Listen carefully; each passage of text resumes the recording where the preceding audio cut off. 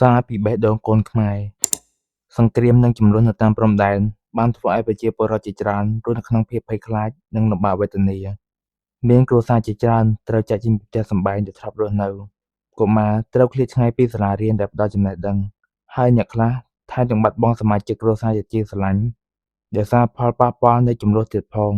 ខ្ញុំមានបងប្អូននិងមិត្តភក្តិជាច្រើនកំពុងបំពេញភារកិច្ចនៅជួរមុខ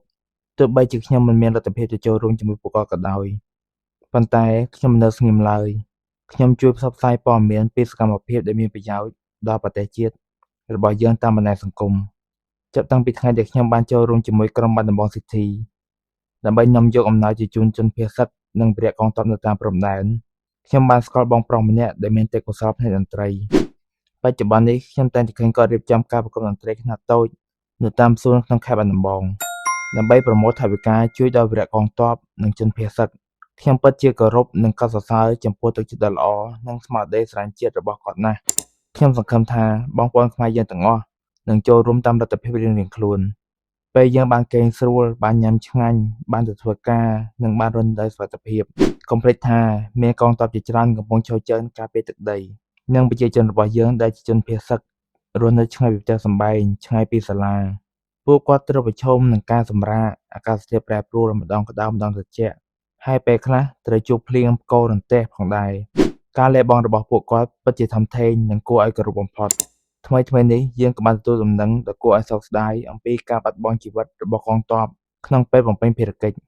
ខ្ញុំសូមចូលរួមរំលែកទុក្ខដល់ក្រុមគ្រួសារនិងសូមគោរពវិញ្ញាណក្ខន្ធវីរៈជន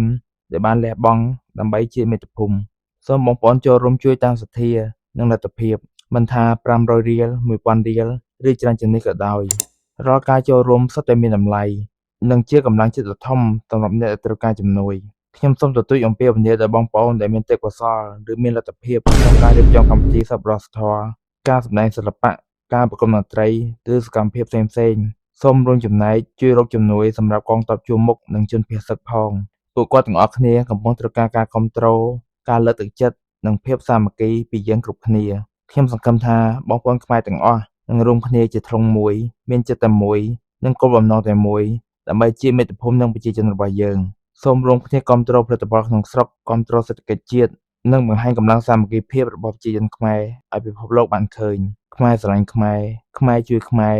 រួមគ្នាដើម្បីជាមាតុភូមិយើងគោរពនិងដឹងគុណវីរៈកងទ័ពគ្រប់រូបសាមគ្គីភាពគឺជាកម្លាំងរបស់ខ្មែរ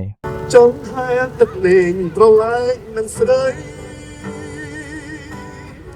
តែគ្មាននិស័យដូចចិត្តផងទេអូនទឹកដូចក្បោងទឹកលំលេបានត្រឹមតែលួចមើលអូនហែទឹកលេង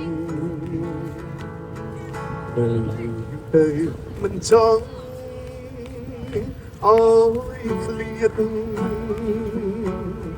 ចង់តែចាប់ជាតិមានខ្លាយជាទឹកឲ្យអូនហេតុទេទាំងហៀងទាំងព្រឹកអើធ្វើមិនដេចបានកើតជាទឹកអស់សង្ឃឹមឲ្យខ្ញុំអស់សង្ឃឹមអស់សង្ឃឹមអរគុណបាទខ្ញុំជួបបាត់នេះ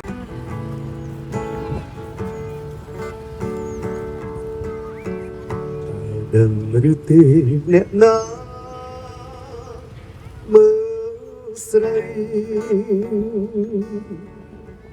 ដូចនាងរាល់ថ្ងៃស្រីហែលទឹកគឺបងនេះហើយទាំងអ៊ីទាំងព្រឹកអើធ្វើមិនដេចបានកើតជាទឹកតូចចិត្តអស់ទៅហើយសាក់សូនអកជ័យសក់វេរងស្មាហត់ថាខ្ចីផងបងទឹកលេង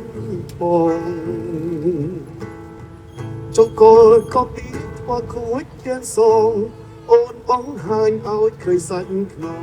បងរតែខ្វាងខ្វល់ច ង់ហែលទឹកលេងប្រឡាយមិនស្ដី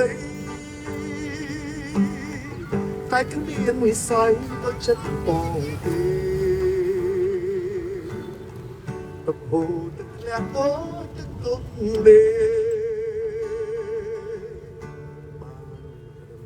តែលួចមើលអូនហែល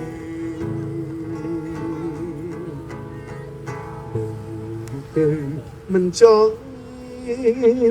អោយឃ្លាតចង់តែចាប់ជាតិមិនខ្លាចជាទឹកឲ្យអូនហែលលេងទាំងលីទាំងព្រឹកតែធ្វើមិនបានក៏ជាទឹកអស់សងខ្ញុំ